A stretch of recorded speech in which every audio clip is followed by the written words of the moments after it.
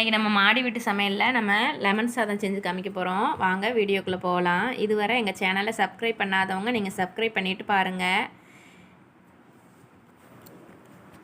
நான் ஒரு 1/2 கிலோ அரிசி எடுத்து வச்சுருக்கேன். 1/2 கிலோ அரிசிக்கு 3 எலுமிச்சம்பழம் எடுத்து நறுக்கி வச்சுருக்கோம். நம்ம சாதம் தேவைக்கு ஏற்றாப்புல நம்ம விரைக்கிறோம் புளிப்புக்கு தக்கன. இப்போ எலுமிச்சம்பழம் நல்லா புளிஞ்சாச்சு. புளிஞ்சிட்டு 3 எலுமிச்சம்பழத்தையும் இப்படி அலசல் வச்சு புளிஞ்சுக்கோங்க. நீங்கள் அப்போ தான் அந்த கொட்டையெல்லாம் உள்ளே உழாது. இந்த இதெல்லாம் உளுந்துச்சுன்னா நம்ம கசப்பு தன்மை வரும்.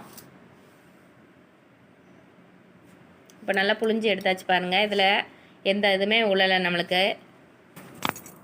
இப்போ கொஞ்சம் வெந்தயம் வறுத்துக்குருவோம். வறுத்து பொடியாக்கி வச்சுக்கலாம். அதை நல்லா பொன் நிறமாக வரத்தட்டி நீங்கள் வறுத்துக்கங்க. வெந்தயம் லெமன் சாதத்துக்கு நல்லா வெந்தயம் கொஞ்சம் போட்டால் தான் நல்லாயிருக்கும், மனம் இருக்கும். இந்த நல்லா பாருங்கள் பட்டு போல் நுணுக்கியாச்சு. இப்போ கொஞ்சம் 1/2 டீஸ்பூனு காயப்பொடி எடுத்து வச்சுருக்கேன். இப்போ வெந்தயத்தூளும் காயப்பொடியும் இதில் இருக்குது. மிளகா வத்தல் 6 வத்தல் கிள்ளி வச்சுருக்கேன். ஒரு 2 டீஸ்பூன் எண்ணெய் ஊற்றி அடுப்பில் வச்சுக்கோங்க. கடுகு 1 டீஸ்பூன் அளவு நான் போட்டிருக்கேன். கொஞ்சம் கடலைப்பருப்பு போட்டுக்குருவோம். அடுத்து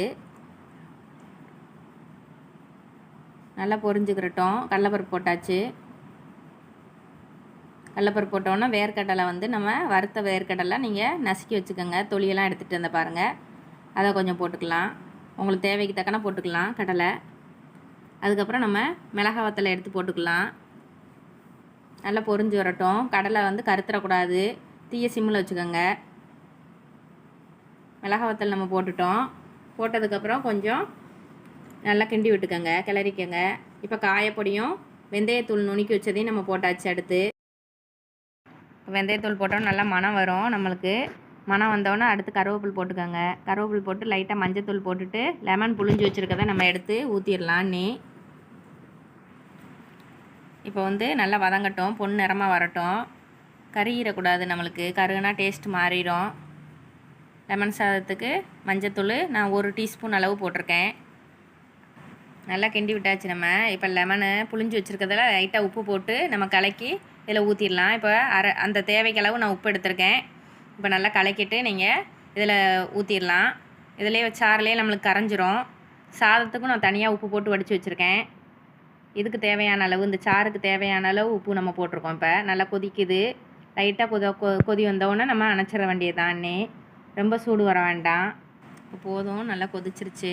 இன்னும் அடுப்பை ஆஃப் பண்ணிக்கிடுவோம். நல்லா டேஸ்ட்டாக இருக்கும். இப்படி செஞ்சு பாருங்கள் லெமன் சாதம். அடுப்பை ஆஃப் பண்ணியாச்சு. நம்ம இப்போ சாதத்தை நம்ம தேவையான அளவு எடுத்து கொட்டி விரைவிக்கிடுவோம்.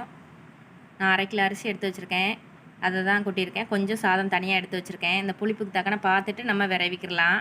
இப்போ நல்லா இது பட்டும் படாமே அப்படியே கிண்டுங்க. ஏன்னா சாதம் குழஞ்சிடக்கூடாது. நம்ம பூவாக இருந்தால் தான் நல்லாயிருக்கும் லெமன் சாதம். இப்போ நல்லா விரைவிக்கங்க. எல்லாம் விரைவிக்கலாம்.